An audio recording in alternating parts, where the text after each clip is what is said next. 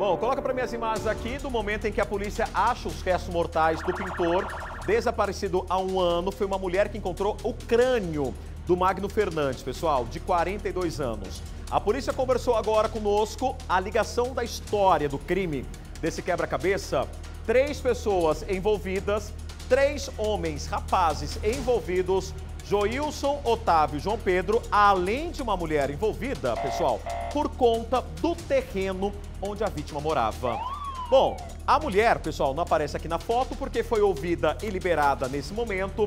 Luan Martins está ao vivo em Sidrolândia. Ô Luan, já escureceu em Sidrolândia, aqui em Campo Grande também, só que a vizinhança tá assustada com um crime tão macabro e tão mórbido, né, Luan? Boa tarde para você. É isso mesmo, viu, Rodrigo? Boa tarde novamente para você, para todo mundo que está acompanhando o Cidade Alerta. Não só a vizinhança, mas como toda a Sidrolândia. Um caso que chamou a atenção, isso porque o Magno ele estava desaparecido há um ano e ninguém imaginava que ia ter esse fim trágico, ter sido morto, né, da forma que foi e ter ficado aí, ter sido enterrado e possivelmente ele foi enterrado vivo, viu, Rodrigo? Como a delegada disse na nossa outra entrada. A gente está aqui com o Rafael, Rodrigo. O Rafael, ele é primo do Magno e ele desde o começo, desde maio do ano passado, ele estava atrás do primo, estava ajudando a polícia. Queria entender primeiramente como que foi durante esse um ano aí, esse processo até encontrar o corpo do seu primo. Boa tarde. Boa tarde a todos que estão nos acompanhando. Foi um momento muito triste, né? Porque a gente não tinha nenhuma notícia do Magno. Você procurava onde está o Magno. Aí começou a surgir as dúvidas, né? Que eles poderiam ter assassinado o Magno. Chegou um dia que eu falei para minha tia, eu creio que o Magno foi assassinado pelo aquele pessoal lá do fundo, porque estava muito estranho. Tinha dia que perguntava, e o Magno? Ah, o Magno foi para uma fazenda. Ah, o Magno foi visto ali no centro, mas ele não vai descer, que tem uns homens atrás dele. E aí a gente espalhou cartazes pela cidade, começamos a publicar na mídia, procurando o Magno, nenhuma notícia, nada. E a cidade não é tão grande, né, para alguém não ter visto o Magno viajando, o Magno ter ido trabalhar em algum lugar. E aí foi quando chegou a mulher do autor, que falou que ele tinha assassinado, foi encontrando as informações, né? Só que aí tivemos 2 buscas aqui com a polícia, nada. Um outro corpo foi achado numa área rural, o pai do Magno fez um exame, nada. E ontem esse fim trágico, né? E a família quer justiça agora. A família busca por justiça, né? Isso daí nem com animal se faz, né? Ainda mais com o Magno, que o Magno não tinha passagem pela polícia. O Magno, você vai conversar com a vizinhança aqui, não vão falar nunca que o Magno fez alguma coisa de mal para alguém. Você nunca viu, pode perguntar na cidade aí, se alguém ouviu falar alguma coisa que o Magno fez. Não tinha. Era um menino que era na dele, tinha o vício dele de álcool e nunca fez mal para ninguém. Rafael, obrigado pela sua entrevista, viu? Meus sentimentos. Ô Rodrigo, a gente está com a dona Idalina aqui também, porque a dona Idalina, ela é vizinha do Magno e ela viu ainda, né, o Magno na barriga da mãe. Ela está bastante emocionada, né, dona Idalina? Queria que você falasse como que era o Magno, queria que você explicasse um pouquinho. Boa tarde. Boa tarde, já quase boa noite, né, para todo mundo que está nos assistindo, nos ouvindo. É um fim muito trágico que eu tenho certeza que o Magno não merecia isso. Um menino que eu vi, que eu falo, na barriga da mãe, vi ele crescer aqui nesse lote, acompanhei todo o tempo. Era um menino de boa, um menino de respeito, um menino que carinhoso com a gente, né? Nunca desrespeitou eu, minha família, meus filhos, meus netos. Sempre a gente falava com ele. Tinha um vício dele, o único vício dele que eu sei, que eu via, que ele bebia às vezes. Mas era um mal para ele mesmo, né?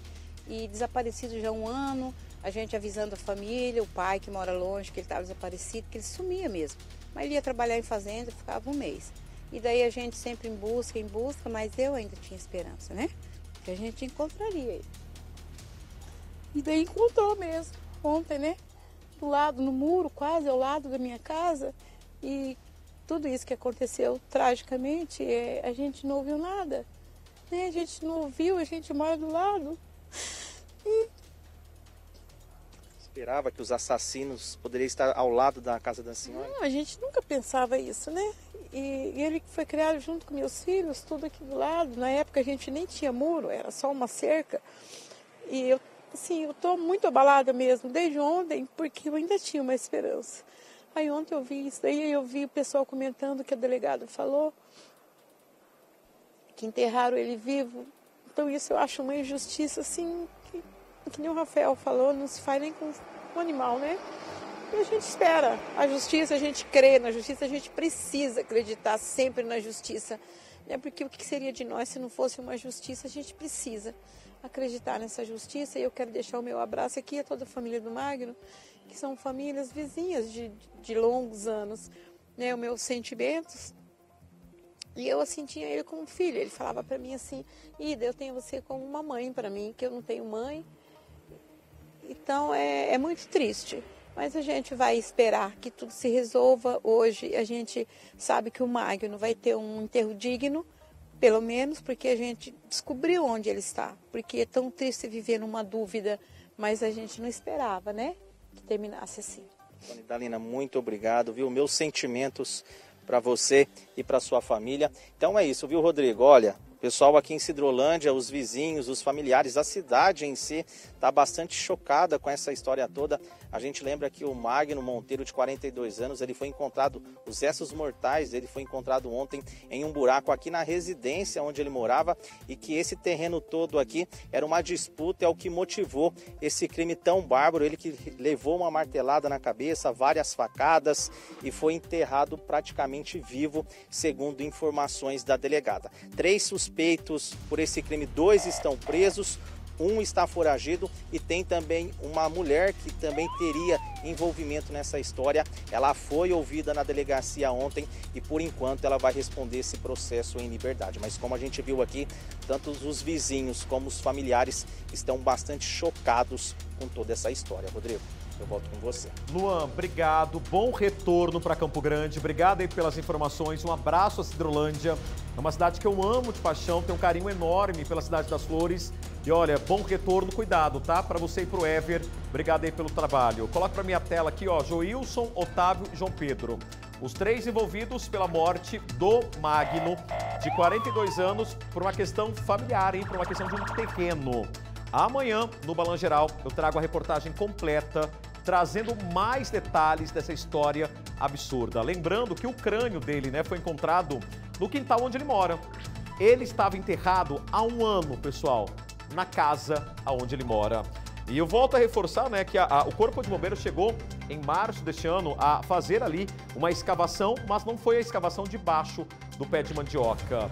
Morto a marteladas, enterrado vivo, agonizando na cova aberta no próprio quintal, debaixo do pé de mandioca.